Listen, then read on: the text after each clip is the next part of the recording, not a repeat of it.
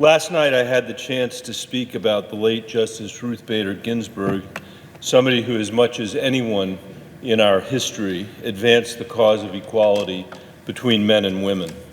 When President Clinton named her to the Supreme Court, she'd already transformed American law through her trailblazing work as a professor and litigator. It's why her nomination sailed through this body with 96 votes, a reminder of a time not so very long ago when the Senate understood its constitutional duty to advise and consent, when a qualified judge would get the vast majority of senators to vote for that person every single time we did that. We reestablished the idea that the judiciary is independent from what hopefully are temporary, insane, partisan battles. After earning that 96 votes for more than a quarter century on the court, Justice Ginsburg authored rulings that promoted fairness, advanced equality, and secured hard-won rights. They upheld affirmative action and protected a woman's right to choose.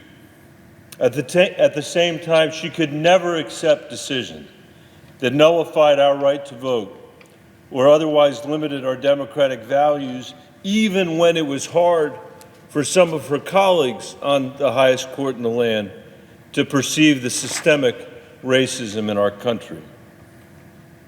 As I said last night, because the young Joan Ruth Bader knew America would be worse off without her talent, Justice Ginsburg fought hard to make America more democratic, more fair, and more free.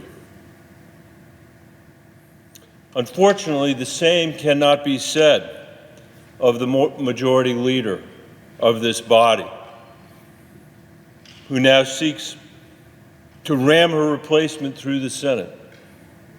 As a senator and as a majority leader, he dedicated his career to undo the work of Justice Ginsburg and those who have fought beside her for a better America.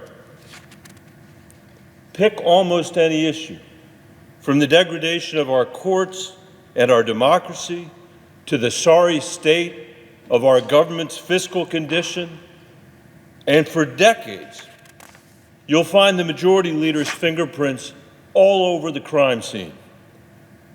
Let's start with the courts.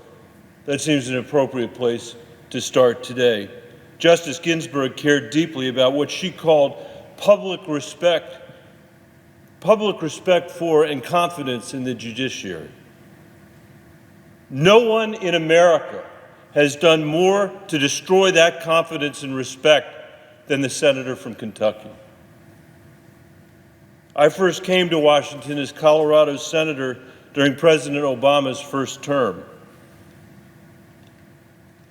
The majority leader, who was then the minority leader, Mitch McConnell from Kentucky, led the blockade against virtually all of President Obama's nominees. He filibustered the nominee for Secretary of Defense, who was a Republican.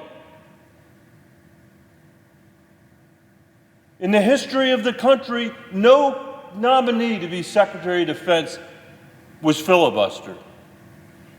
From George Washington to George W. Bush, senators had used the filibuster against 68 presidential nominees. From Washington to Bush, that entire period, 68 filibusters of presidential nominees. During President Obama's first 5 years, Republican senators led by Mitch McConnell used it against 79 nominees. In 5 years of a brand new president. They used the filibuster more time than in our history going back to George Washington. The obstruction was relentless, Madam President. And it finally led Senate Democrats to change the rules in 2013 with the so-called nuclear option, allowing us to confirm judicial nominees, except for the Supreme Court and other executive appointments with 51 votes instead of 60 votes. I'm sorry about that vote. I've apologized on this floor before about that vote. It has led us partly to where we are today. After Republicans won a majority in this body, Senator McConnell made his prior obstruction look like a game of beanbag. He wasn't in the minority anymore, now he was in the majority. The next low point came on February 13th, 2016. I'll never forget it. I was speaking at the Jefferson Jackson Day dinner in Colorado when I saw the crawl come on CNN announcing the death of Justice Scalia. It was a presidential election year, and there were 342 days to go before the end of President Obama's second term, a term made possible by the American people deciding once again to hire him, to give him the power to appoint people to the Supreme Court. Let the people decide.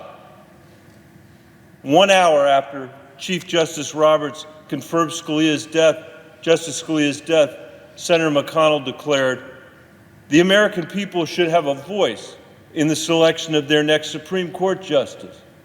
Therefore, this vacancy should not be filled until we have a new president." That's not what the Constitution says.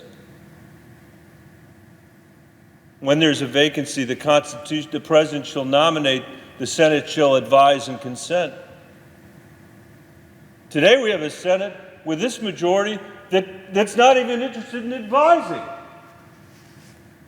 As we stand here tonight, they've given their consent without even knowing whom the nominee is going to be.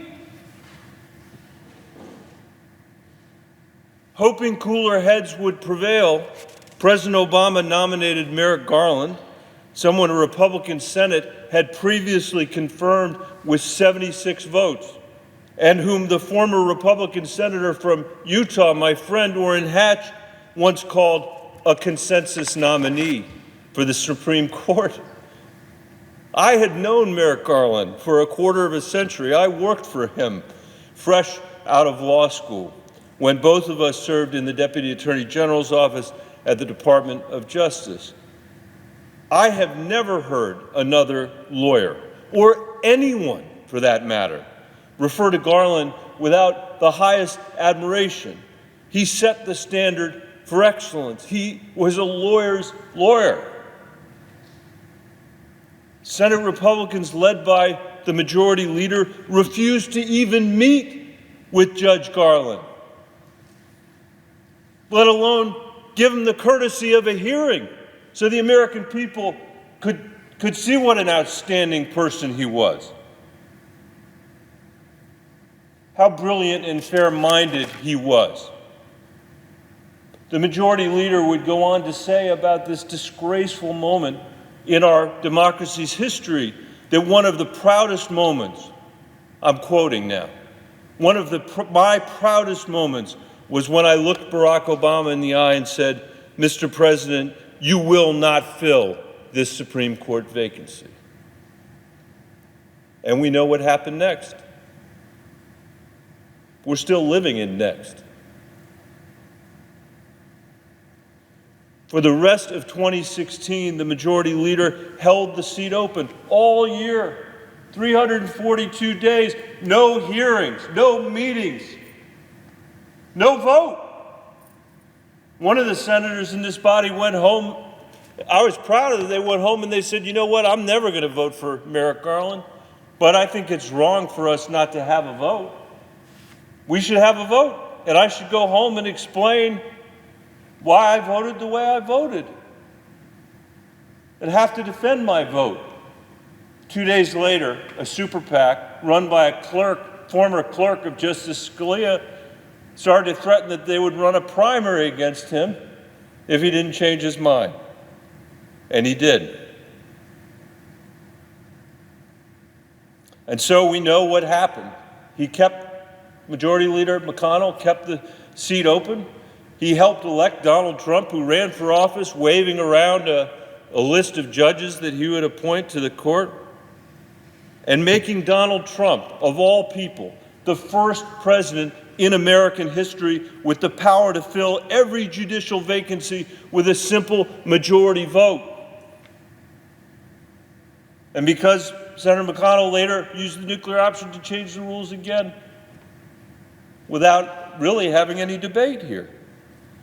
And as a result, he's used that power to confirm 217 judges, nearly a quarter of the federal bench, are now Trump appointees.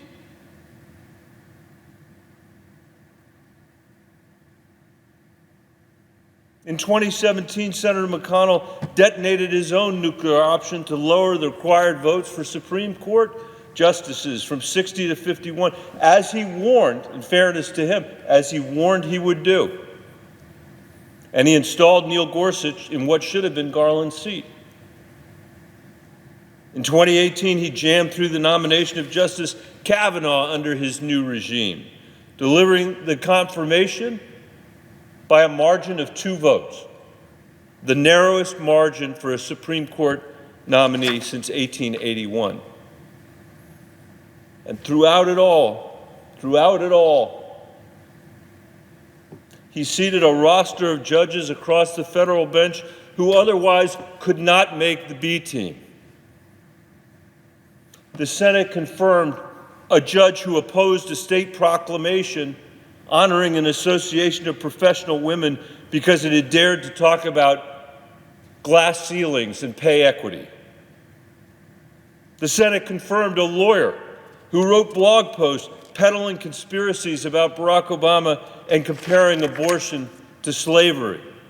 An attorney who suggested judges can ignore judicial precedents they deem incorrect, and who justified denying habeas corpus to enemy combatants with the brutal ancient dictum, "In time of war, the laws are silent."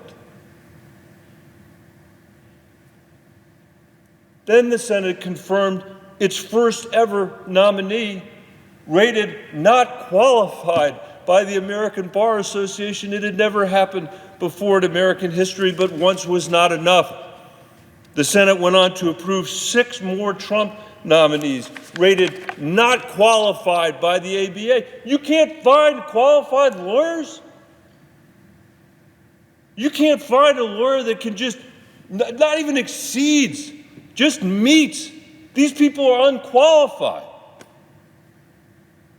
What qualifies them is many of them are in their 30s and are going to be on the courts for my lifetime. And I thought that was all rock bottom. Then last Friday, 1 hour after we learned of Justice Ginsburg's passing, the majority leader issued a press release saying, quote, President Trump's nominee will receive a vote on the floor of the United States Senate. The opposite of what he sent out when Justice Scalia died. When the majority leader blocked Judge Garland, when he said the American people should have a voice in the selection of their next Supreme Court justice, there were 342 days left in President Obama's term. 342. There are 119 days left in President Trump's term, and there are 41 days left before this election.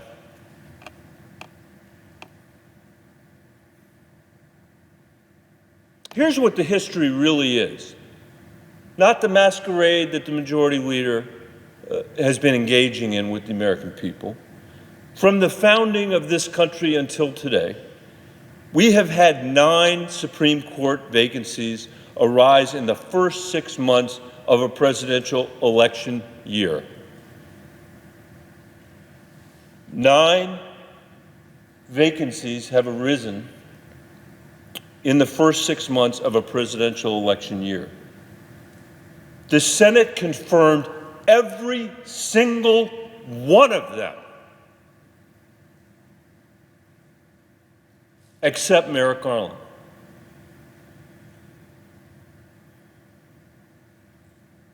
The Senate has never confirmed a Supreme Court nominee this close to a presidential election.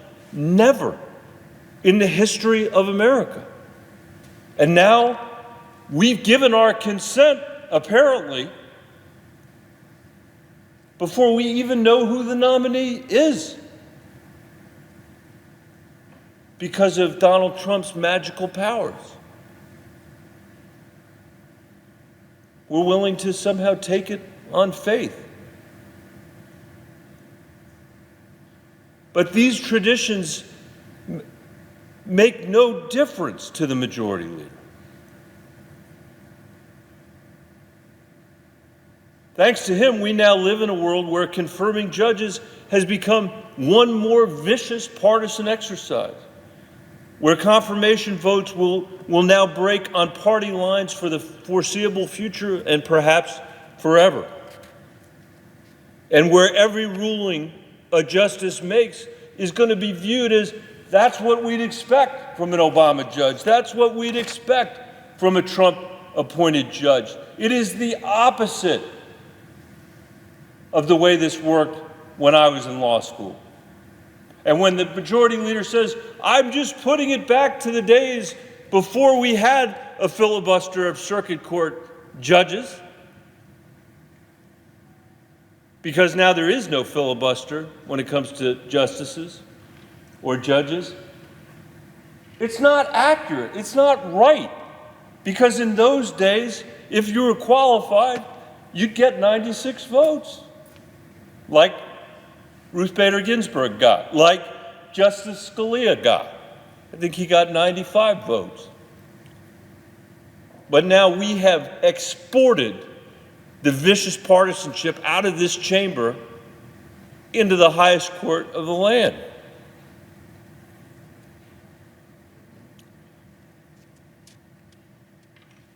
Senator McConnell has not only damaged the integrity of our courts, something the late Justice Ginsburg cared deeply about, he's also worked to sabotage her legacy of an America that is more democratic, more fair, and more free.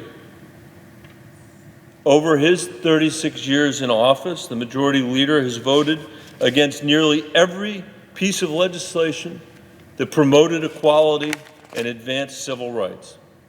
Again and again, he's voted against banning discrimination based on someone's sexual orientation, prosecuting hate crimes, improving equity in the workplace.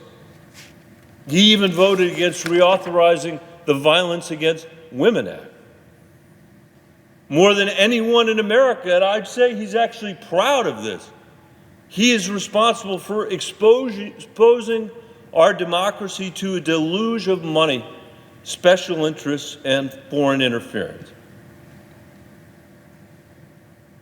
The majority leader has voted against every major campaign finance reform bill that came to this floor. In fact, he led the fight against the bipartisan reform bill written by the late Senator John McCain.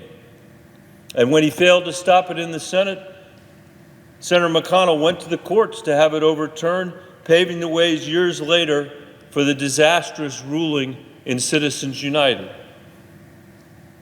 that has allowed billionaires to flood our political system in the name of free speech when average working people are being drowned out.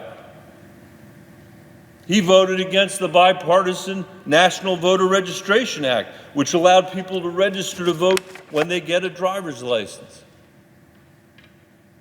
Ahead of the 2016 elections, he refused to join President Obama and issue a bipartisan statement to alert the American people to the threat of Russian interference in our elections. He refused to do it.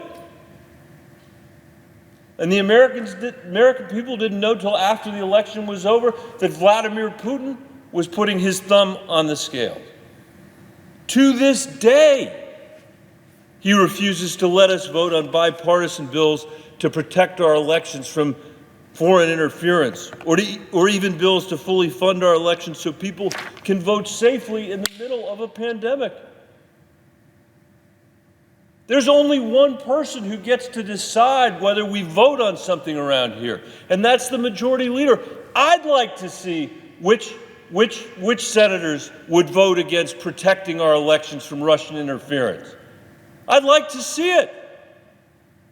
But we can't know because he won't allow it to come here for a vote. I'd like to see who in this chamber actually is against universal background checks. Something we haven't been able to take a vote on because the majority leader won't allow a vote.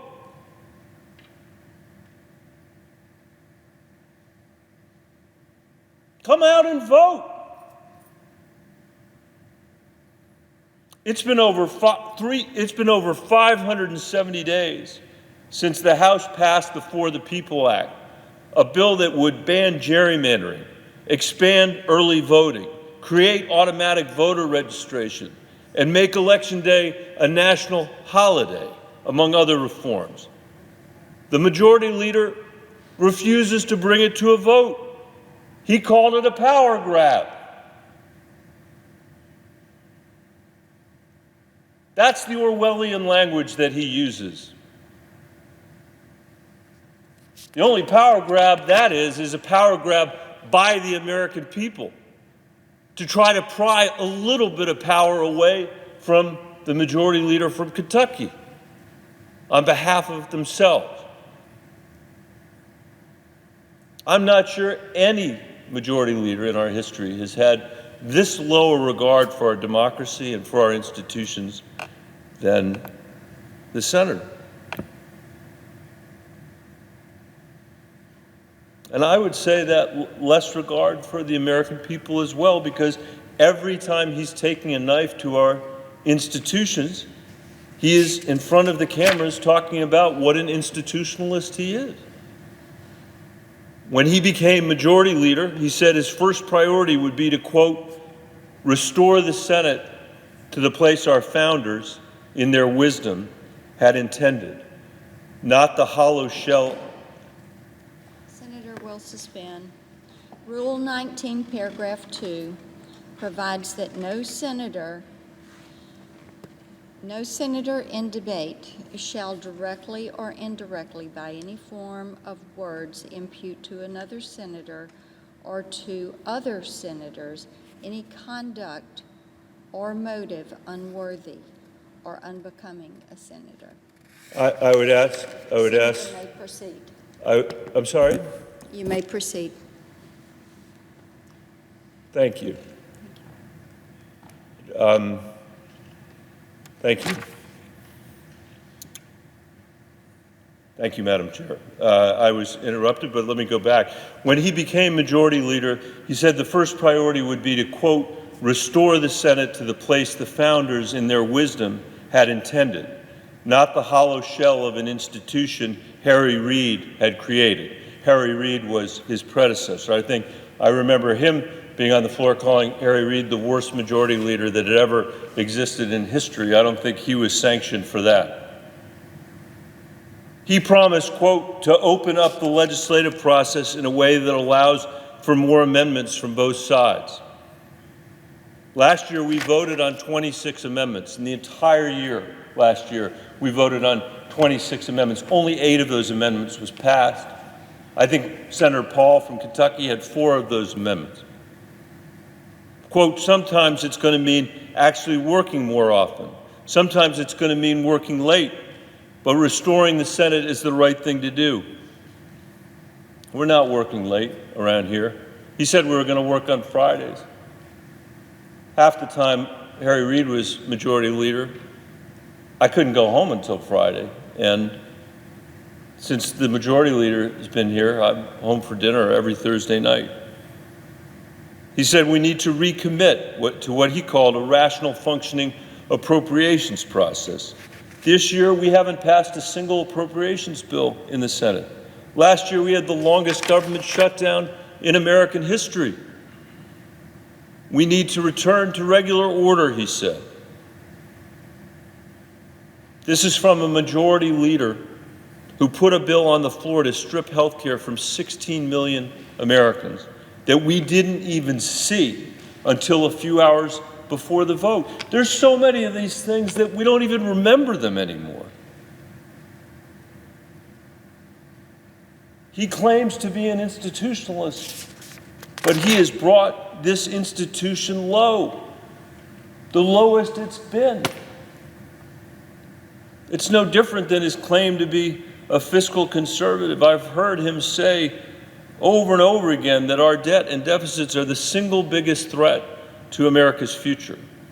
He called it, quote, the transcendent issue of our era. He said, quote, until we fix that problem, the deficit, we can't fix America. He said Americans are, quote, tired of the spending, debt, and government takeovers, and complained that our debt, quote, makes us look a lot like Greece. He claims to be a fiscal hawk. He's done it his entire career. But the truth is, there is not an American, living or dead, who has put more debt on the balance sheet of this country than Mitch McConnell. $17 trillion. And that's just over the last 20 years. And for what? To invest in education, to build our roads and bridges, to do something about mental health in the country or water infrastructure? For what? To cut taxes for the richest people in the country, borrow it all from China, which is the opposite of what he said he was doing. The opposite of what he promised. He said the tax cuts would pay for themselves. They never have. He said they'd benefit the middle class. 2/3 went to the top 20% at a time when we've got the worst income inequality that we've had since 1928. When we've had an economy that for 50 years, 90% of the American people haven't seen a pay raise. And that means in the first 25 years of this century, we're on track to spend $6.8 trillion on tax cuts for the richest 20% of Americans. It is exactly the same thing as if a mayor in any one of our communities, our states, said to their neighbors and to their city council and to the press, I'm going to borrow more money than we've ever borrowed before. And you'd say, well, that worries me a little bit. What are you going to spend the money on? Are you going to spend it on our roads? No. Are you spend it on our bridges? No. Our water system? No. Mental health? COVID? Our public health infrastructure? I'm going to take that money that I'm borrowing from the Chinese and I'm going to give it to the 2 richest neighborhoods in town. That is the majority leader's tax policy. And that's what it's been since 2001. This speech isn't about spending, but while I have the microphone, here's what we could have done for $6.8 trillion. We could have created universal preschool for every child in America. These are not either or, by the way. That's how big a number $6.8 trillion is. We could have created universal preschool for every child in America. We could have invested in the 70% of Americans who don't graduate from college so they can earn a living wage when they graduate from high school, not the minimum wage.